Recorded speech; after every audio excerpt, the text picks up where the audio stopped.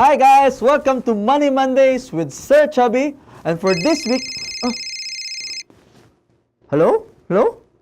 Someone very important to you is in grave danger. Huh? What do you mean? The ransom is 9997 times 7. Huh? Why? What? Give us 9997 and we let her live. Why 997? 9997 times 7 because I know. 997 para 7 heads din, oh. Open-minded ka ba? buang. Let's get back to business. Give us 9997 tomorrow, 3 p.m. at Pier 4. A white van is waiting for you. Wait. Can you let me speak to her? Oh no! Doggy Chubby! I don't know who you are, where you're from, or what you did, as long as you love me. I'm not into that. I think about it. Awkward. I don't know who you are or what you want.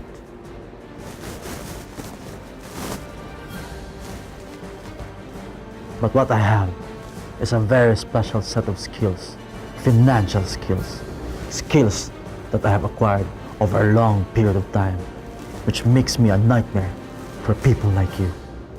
I will find you, I will look for you, and I will eat you.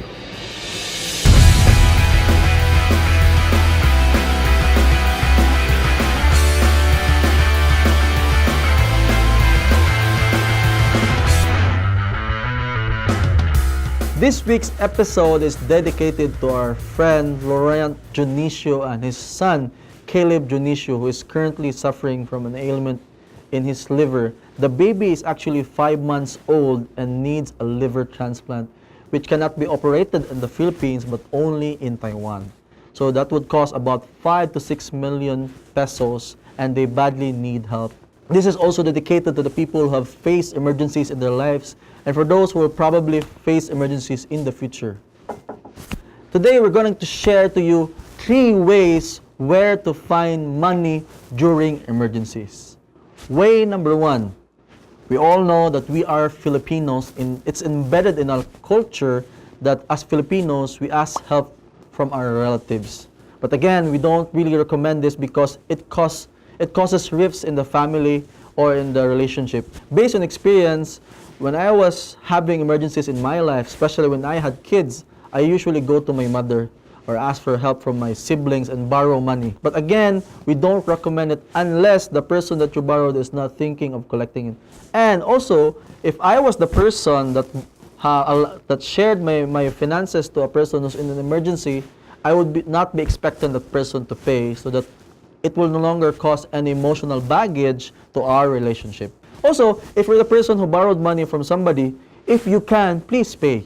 Please pay, because that will maintain the relationship and even make your bond stronger and more loving.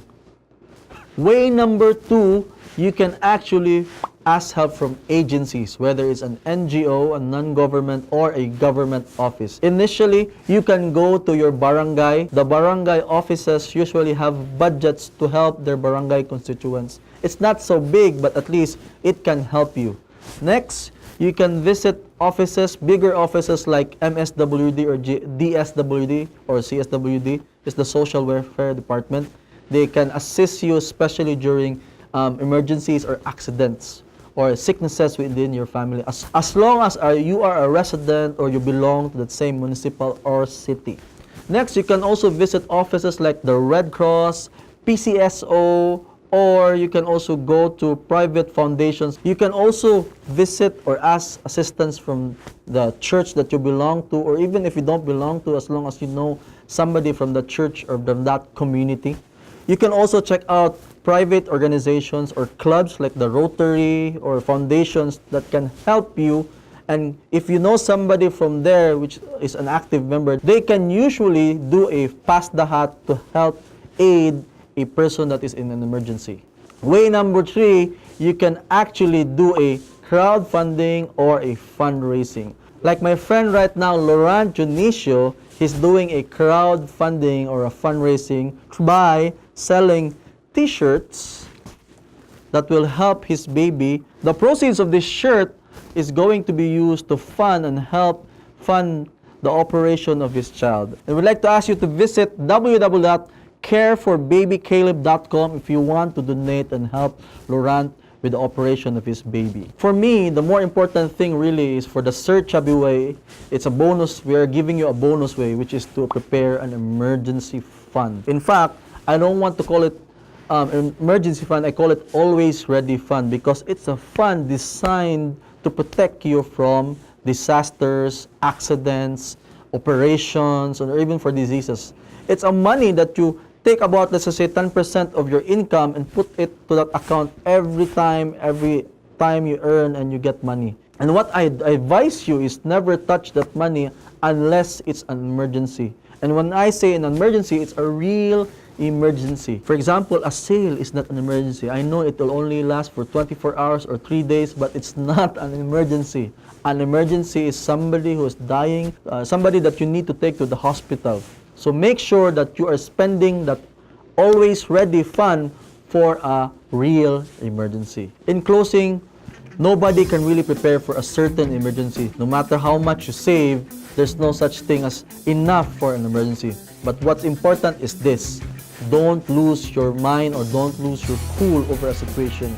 Always ask help from the people around you, or from friends, or from organizations, because at the end of the day, most people want to help people, and you just need to be open with your situation.